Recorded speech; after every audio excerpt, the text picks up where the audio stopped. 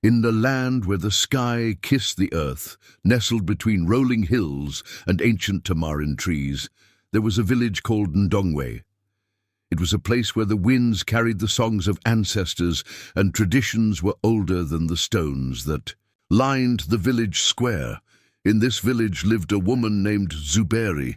She was a vision. Her gaze held the weight of 1,000 untold stories, and her laughter could melt the coldest heart. Despite her grace and charm, Zuberi had never known the joys of marriage. Loneliness crept through her days like shadows at dusk, and the silence in her hut grew louder with time. Desperate for companionship and weary of empty nights, Zuberi sought counsel from the revered seer of Ndongwe. Her name was Mama Ebele, a frail yet powerful woman who could speak to the spirits of the past. Her hut, tucked behind the market grove, always smelled of dried herbs and burning lemongrass. Ancient scrolls lined her shelves, and whispers never ceased there. When Zuberi arrived, Mama Ebele peered into a bowl of river stones and spoke slowly, her voice like wind rustling banana leaves. "Child," she said, "your path is unlike any I've seen.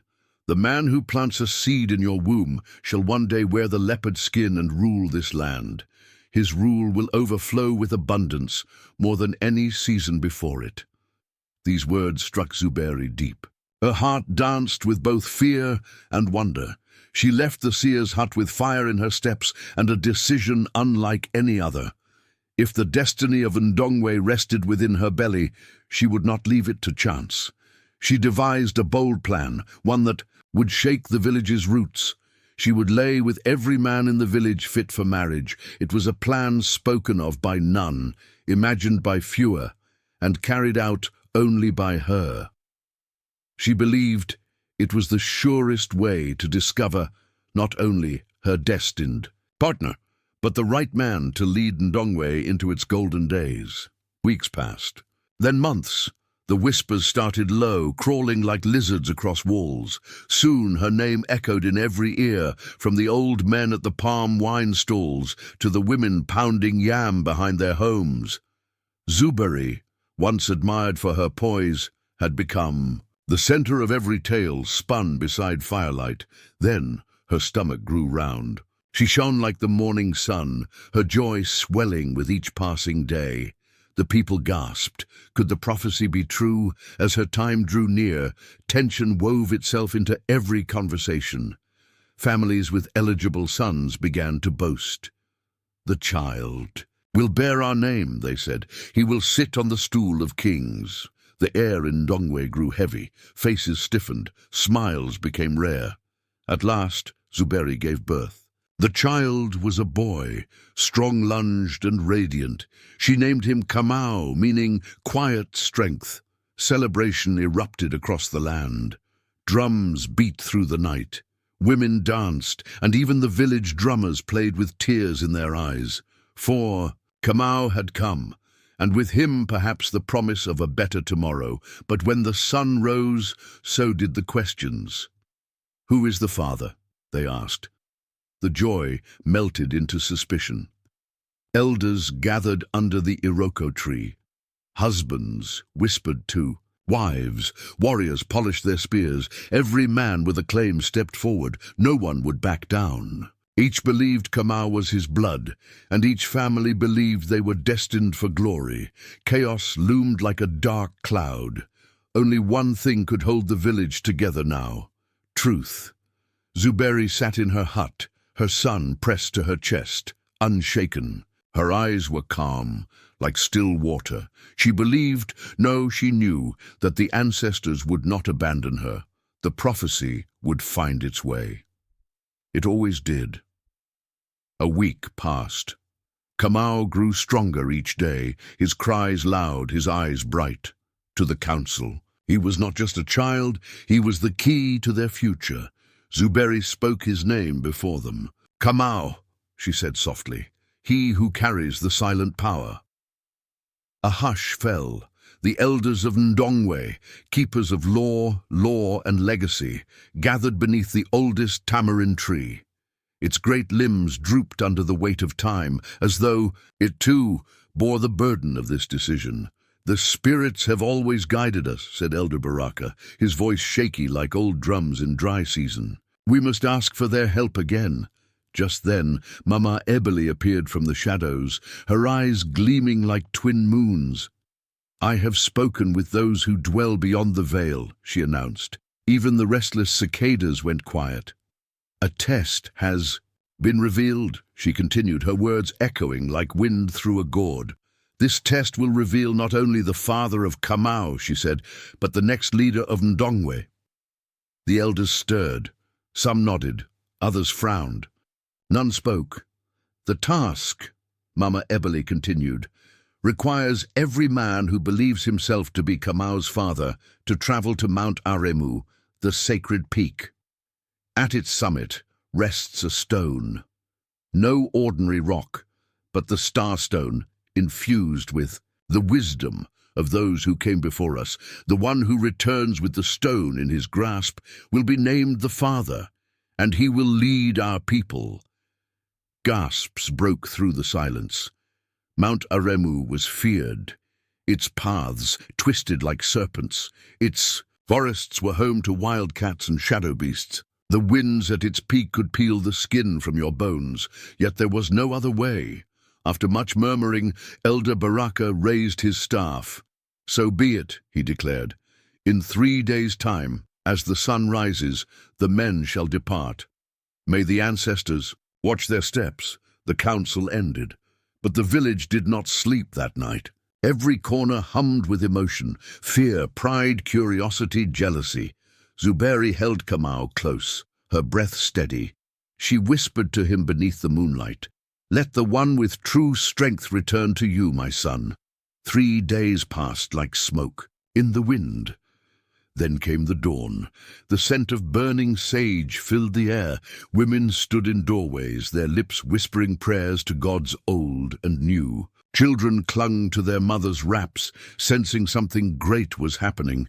6 men stood in the square, each representing a family, each believing they were meant for greatness.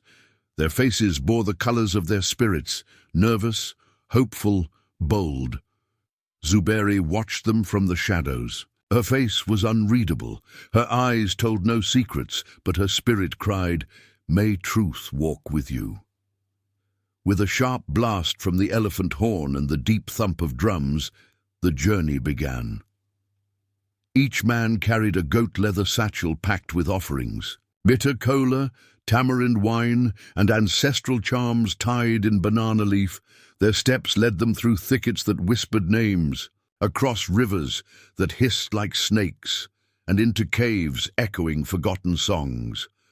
But the true test waited at Mount Aremu's base. There an altar stood carved into stone, its surface etched with symbols of ancient power, tales of queens, warriors, betrayal, and sacrifice. Beside it flowed a clear spring. It shimmered like glass, revealing not reflections, but secrets. As they approached, a voice boomed from the mountain itself. "Place before me what you treasure most. Only then may you climb." The men looked at one another, unease creeping through. Their bones, one by one, they stepped forward. Some laid down bracelets of gold. Others placed family relics, wooden totems from long-dead ancestors, but the mountain did not move. The path remained closed. It was as though the very ground mocked them. Then it was the turn of Sefu, a quiet man, neither rich nor mighty, but known for his kind heart and wise words. Sefu stepped forward with nothing in hand. He bowed low and whispered a prayer. He prayed for Ndongwe, for Zuberi, for Kamau, for peace. The air shifted. The altar glowed softly, and with a low groan, the stones parted. The path opened, winding toward the clouds. A silence fell among the men. Then, without question, they followed Sefu, for they now understood. Strength was not in gold or blade, but in heart and humility. They began their climb, each footstep washing away the pride they'd carried. The mountain humbled them, and the spirits watched in silence. And for the generations yet unborn, whose feet would one day walk this soil, Sefu whispered, voice trembling with sincerity, As he rose from his knees, the altar shimmered. A gentle, glowing light emerged, spreading warmth into the air like the first rays of dawn. The sealed path to the mountain's peak began to shift and part, as though the very mountain had bowed to his heart. The others stood in awe. Their chests swelled, not with envy, but with something new: respect, humility, understanding. With quiet reverence, they followed Sefu. Though the climb ahead was steep, their spirits felt lighter. Something sacred had touched them, and it changed how they looked at the mountain and themselves. They now knew that to lead was not just to command, it meant to serve with wisdom and love. The journey had peeled away their pride like bark from an old tree, revealing a softer strength underneath. As they began their ascent, the path seemed alive. Each step brought them closer, not just to the summit, but to something deeper. The wind whistled old songs. The rocks seemed to hum with memory. The leaves whispered lessons only the heart could hear. Their breath grew short, yet their eyes shone with clarity. Muscles ached, but their minds grew sharper. The line between the earthly and the divine blurred with every footstep. Finally, they reached the crown of Mount Arimu. The night sky hung low, like a black cloth scattered with silver beads. The stars blinked, as though watching this sacred moment unfold. There it was, the Starstone. It rested on a platform of woven roots and glowed gently in the moonlight. Its light pulsed, as though beating with the mountain's own breath. Sefu stepped forward. His hands quivered as he touched the stone. It was cool, yet it hummed with energy. The glow intensified until it burst into a beam of brilliant white light that soared into the heavens, then cascaded down, surrounding him in a spiral of brilliance. "Son of Jabari," echoed a celestial voice, firm as thunder and smooth as river water. "Your heart has been weighed. This child, Kamau, is yours, and it is you who must guide your people." The men stood frozen, not from fear, but from awe. Their earlier rivalry had vanished. What remained was respect. Their eyes met, and something passed between them. An unspoken agreement that they had witnessed something greater than any of them. As the morning light broke over the hills, they made their way down. When they saw the village below, bathed in gold and mist, it no longer looked the same. Or perhaps they were not the same. Something had shifted. By the time they stepped onto the red earth of Ndongwe, the villagers had gathered. The air was so thick with anticipation you could slice it with a calabash knife. Eyes wide, mouths silent, the people stood shoulder to shoulder, babies quieted, the wind held its breath. Sefu moved to the front. In his hands was the Starstone, glowing softly like a slumbering spirit. He held it high. "The ancestors have spoken," he said, his voice steady and clear. "Kamau is my son, and I have been called to lead." The silence cracked. Then came the cheers, loud, wild, joyful. Women ululated, men clapped, children danced without knowing why. The elders rose from their seats beneath the sacred tree, nodding solemnly. They had seen seasons change, crops fail, lives begin and end, but never had they seen such a sign from the spirit realm. Zuberi stepped forward, Kamau in her arms. She looked at Sefu. He looked back. No words passed. They didn't need to. He reached for the boy. For the first time, he held Kamau, and as he did, the village exploded into celebration. Drums thundered, horns blasted. The earth itself seemed to rejoice.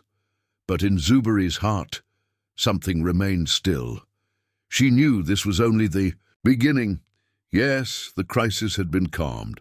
The prophecy seemed fulfilled, but a long path lay ahead, one of raising a boy born of destiny and guiding a village toward the future it was promised. Still, with the Starstone as their compass and the ancestors in their hearts, they felt ready. Moons passed. Peace blanketed Ndongwe like morning dew on plantain leaves. Sefu now wore the ceremonial beads of leadership. Under his guidance, harmony flourished. Trade grew. The drums of war were silent, but peace, like a still pond, sometimes hides the crocodile. Beneath. One warm evening, under the shadow of the same tamarind tree that had watched Zuberi all her life, she sat nursing Kamau. The scent of roasting cassava floated in the air. Then, voices. She froze.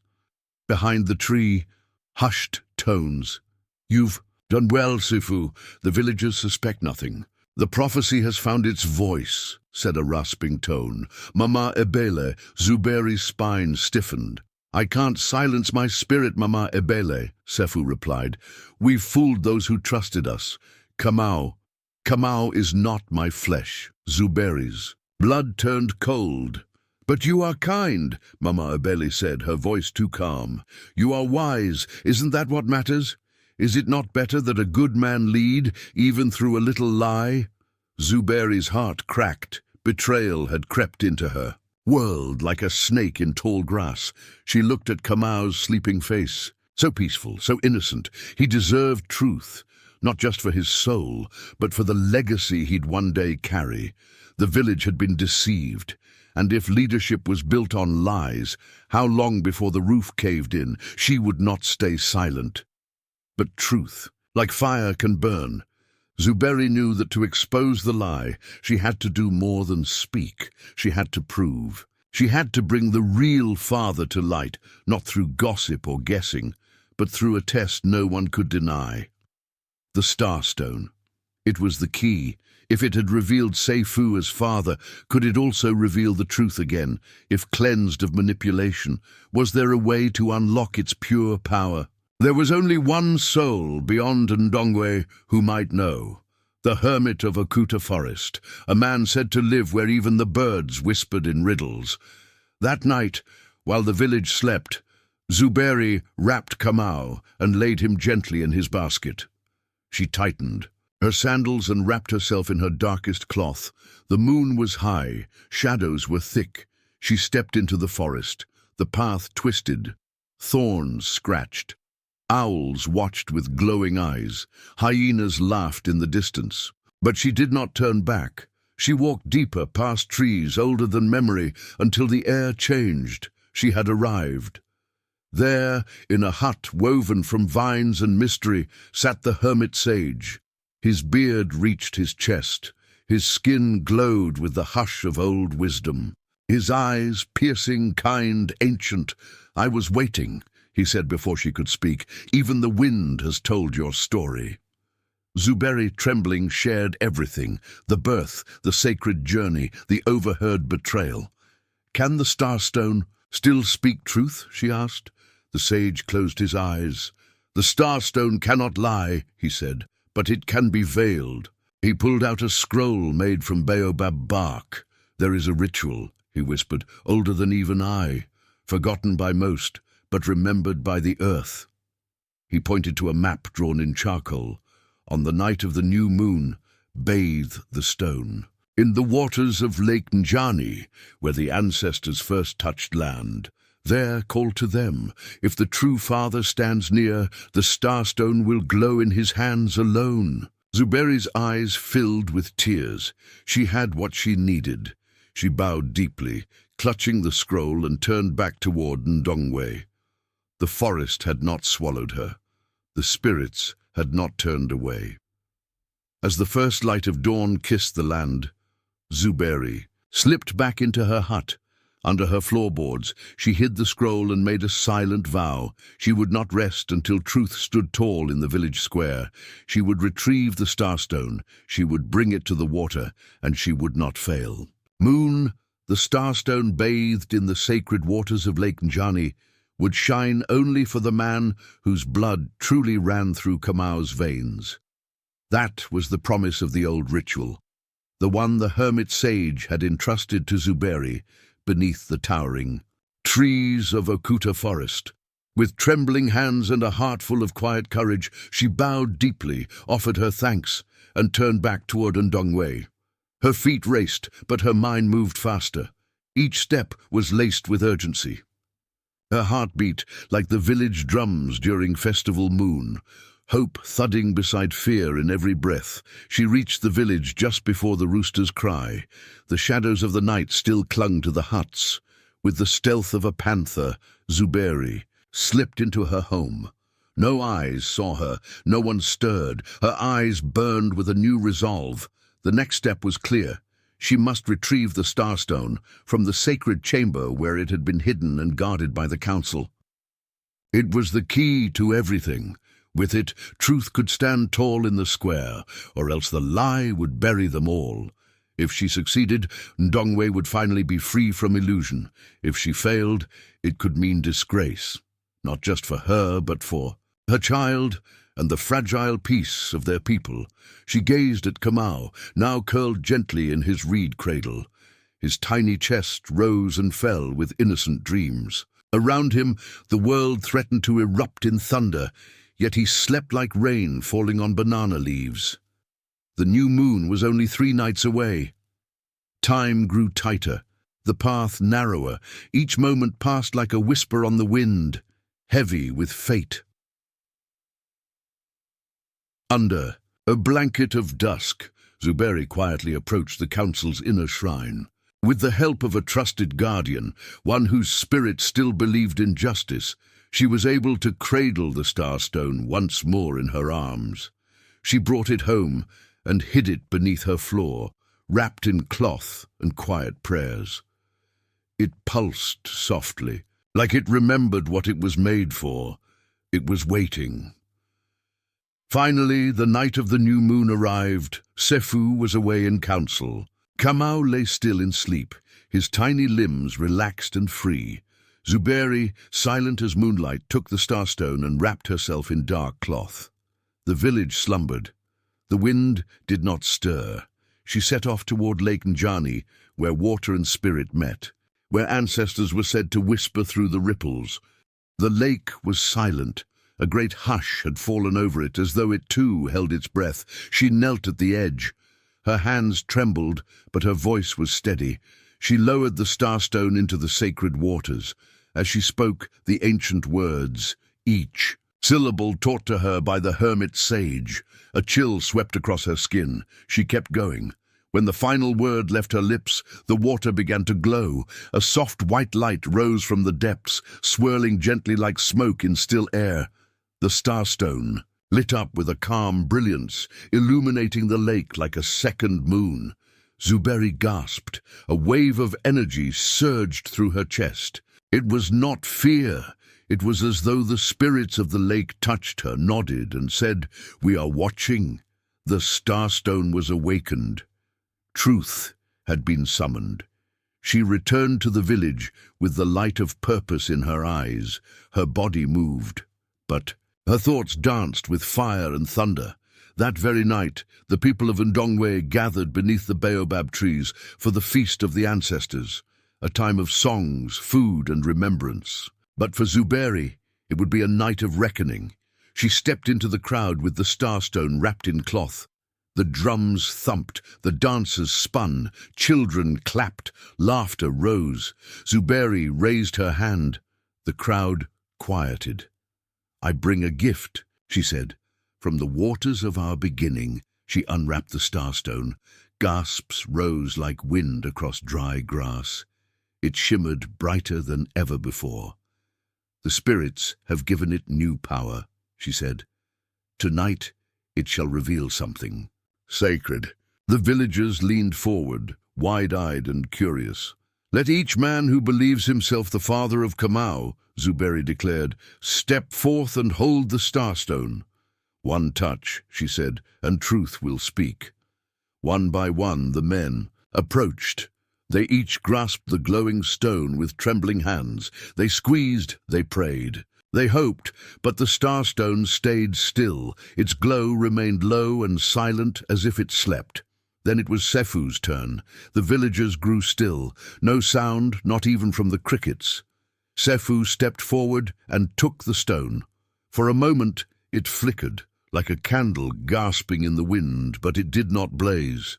It did not rise. Murmurs filled the air. Eyes widened. Confusion crackled like dry wood on fire. Suddenly, a voice cried from the edge of the gathering. "Wait!" All turned. It was Mama Ebele, stepping forward with a strange light in her eyes, a mix of fear and strange delight. "The Starstone does not only speak to the hands," she said, "it listens to the eyes. Look into it, Zuberi. Let the truth complete itself." The crowd parted. Zuberi stepped closer. She lifted her gaze to meet Sefu's. Then slowly her eyes dropped to the Starstone in his palms. At that very moment the Starstone shivered. Its glow pulsed violently, then dimmed. Darkness swallowed it whole. A heavy silence fell like rain. Sefu's face turned pale. The light in his hands was gone. He wasn't Kamau's father. The crowd stood frozen, until laughter, sharp and wild, broke the silence. Mama Ebele's voice rang out. "Even the best plans crumble before." "The spirits!" The elders rushed forward, some angry, some bewildered, all deeply shaken. The village trembled on the edge of chaos, but the Starstone had spoken. Ndongwe could not return to sleep. Within moments, a meeting of the Council of Elders was called beneath the sacred tree. The wind had grown thick with tension. Children clung to their mothers. Men's jaws were clenched. Mama Ebele stood tall before the elders, her voice firm but shadowed. "My people," she said, "we have walked in a fog of lies. But now the mist has lifted. The Starstone has shown its truth. Sefu is not Kamau's father." Gasps again. Some cried, others cursed under breath. "But let us not fall into hatred," she added. "This is a time not for division, but awakening." The elders looked at one another. No one spoke until Elder Baraka lifted his walking stick. "Enough," he boomed. His voice struck the crowd like thunder on dry land. "The ancestors are displeased with our blindness, but they have not abandoned us." He turned to Zuberi. "Eyes steady. You have stirred the spirits and brought forth a bitter truth. What path do you offer us now?" Zuberi, though tired, stood tall. Her voice was like honey over hot coal.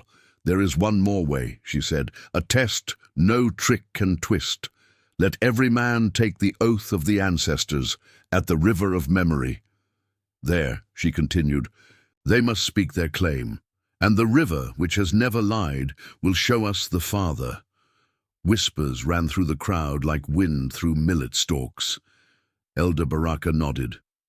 "So it shall be," he said, "at first light." No one slept.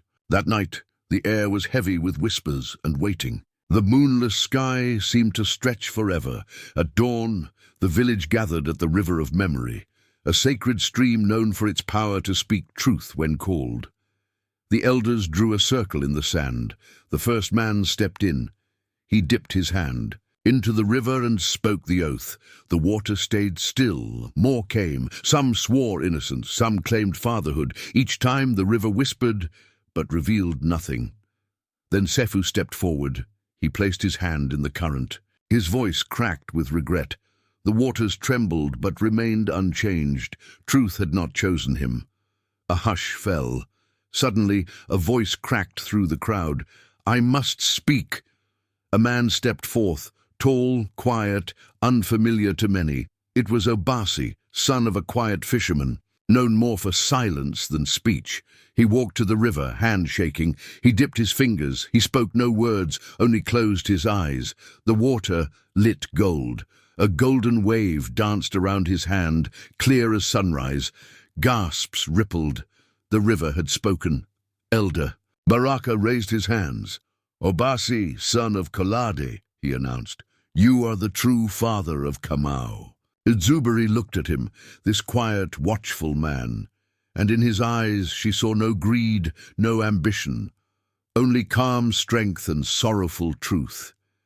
As he stepped toward her and Kamau, the village stood still, then slowly bowed their heads in acceptance. The Starstone had shown what no one else could, and now truth had returned home.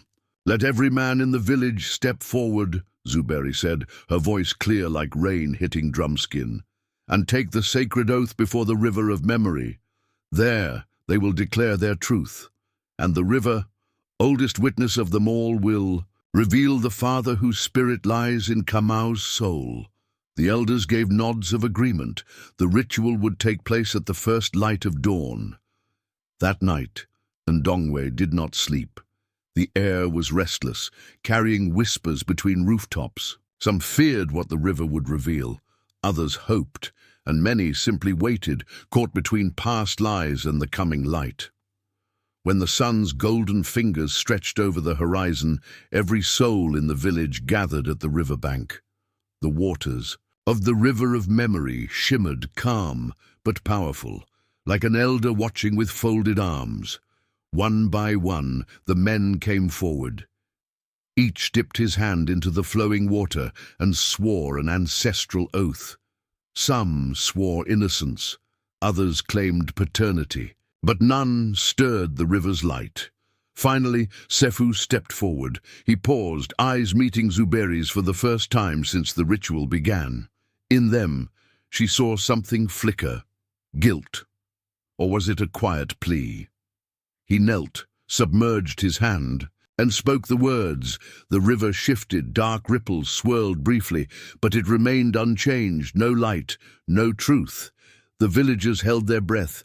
Then, from the back of the crowd, a voice broke the silence.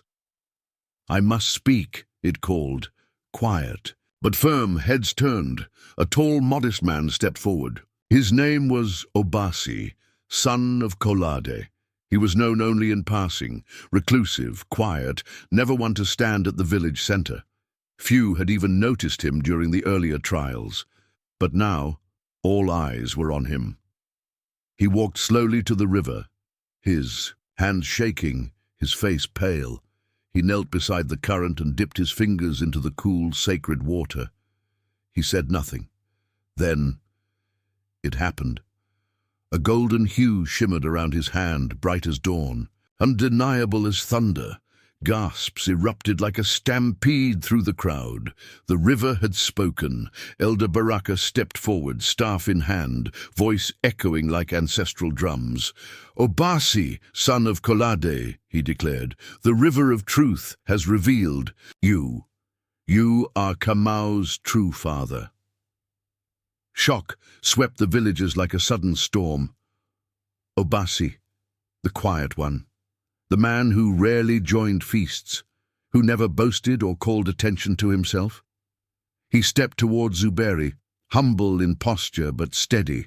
In spirit, Zuberi met his eyes, and in that moment she saw no deception, no pride, just a calm strength, a silent honesty, a heart she could finally trust. Obasi approached her and Kamau. The boy looked up as if he knew. His father stood before him at last. Elder Baraka lifted, his staff again, voice weighty with finality. "The river has spoken. We must honor its truth. Obasi shall stand beside Zuberi and Kamau from this day forth." He turned to face Sefu and Mama Ebeli, his gaze sharp. "As for those who led us into darkness, they must now face the judgment of the council." Obasi took his place beside Zuberi. She felt something lift from her chest, like a leaf finally. Blown free, a new chapter had begun, one not forged in prophecy alone, but now anchored in truth.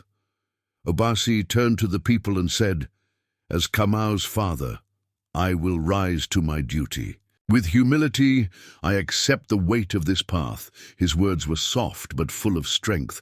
The villagers dispersed slowly, their minds a whirl of questions, relief, and cautious hope.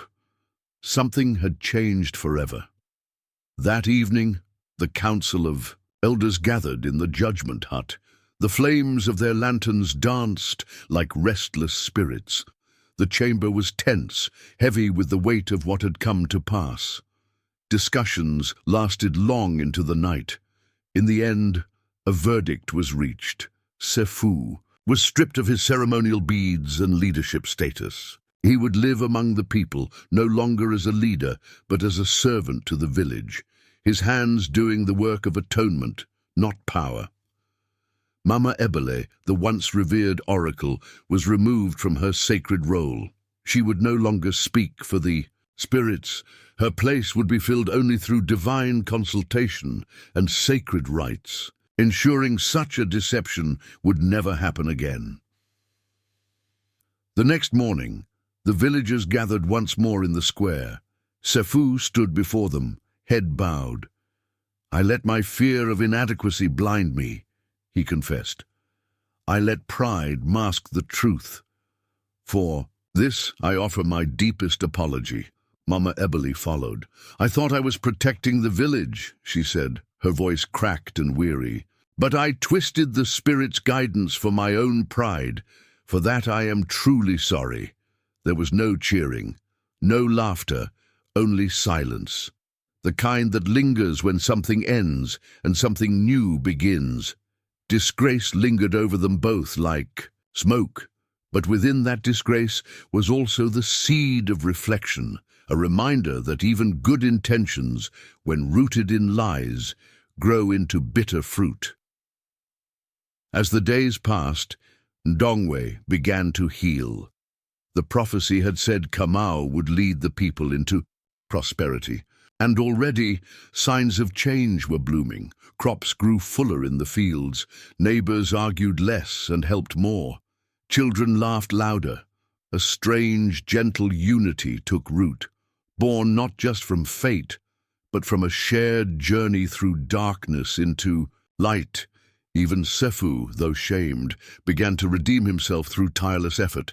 He helped mend homes, fetch water, and care for elders. The same hands that once held the starstone now lifted baskets for widows. Mama Ebeli, too, retreated from public life. She no longer claimed visions, no longer read the bones or cast shells. Instead, she lived in quiet reflection, tending a small herb garden behind her hut. Her wisdom remained, but it no longer held the scent of control, and so the village that had been torn apart by secrecy slowly wove itself back together. Thread by thread, truth had not only revealed a father, it had awakened the people. Zuberi, Obasi, and Kamau stood at the center of this new era. They were not perfect. They carried scars. But their hearts beat with something real: honesty, respect, love, the very things that had once been missing. Obasi would never wear the beads of a chief, but the people still turned to him. His calm, steady presence became a beacon, and Zuberi, now surrounded by truth instead of whispers, glowed brighter than ever before. Kamau, still just a child, was now embraced by a village made whole again, and though his destiny remained unwritten, the soil had been cleared for his roots to grow strong. As Obasi once said in quiet resolve, "Let my actions, not my words, shape the world Kamau will inherit." The villagers watched this new family, not as a prophecy fulfilled, but as a promise renewed. That night, the sky over Ndongwe shone clearer than it had in many moons. The stars twinkled softly, as if whispering blessings from above, and so a tale that began with deception and doubt ended with light and healing. The path to truth had not been smooth. It had twisted, torn, and tested all who walked it, but it had been worth it. For truth, once revealed, is a flame that cannot be hidden. It warms, it burns, and it transforms. Thank you, dear listener, for walking this path with us. If this tale stirred your heart, leave your mark with a like and subscribe to keep hearing the stories that matter, the ones that echo from the old world and still speak today.